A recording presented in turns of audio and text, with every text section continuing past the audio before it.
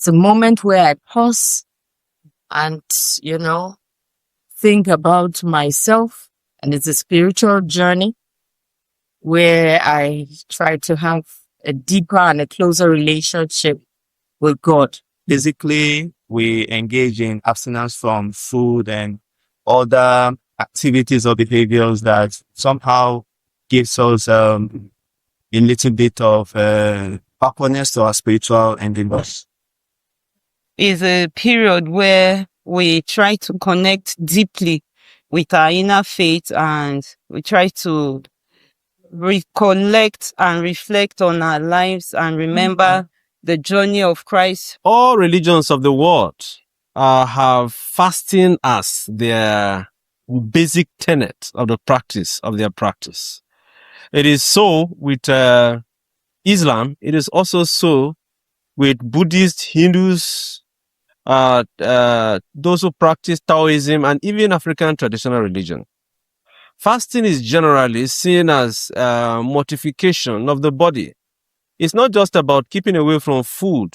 It is also about abstinence, which has to do with some form of self-denial of pleasure and some other things for the sake of having a stronger communion with God. And so we expect that fasting will enable Christians to pray more for the situation in Nigeria. Looking at the current economic situation in Nigeria, how can one balance fasting and prayers with daily life challenges? And the situation in Nigeria is such that when we look around and see that every other approach used to solve our problem, our predicament has been so difficult, we turn to God, for whom nothing is impossible.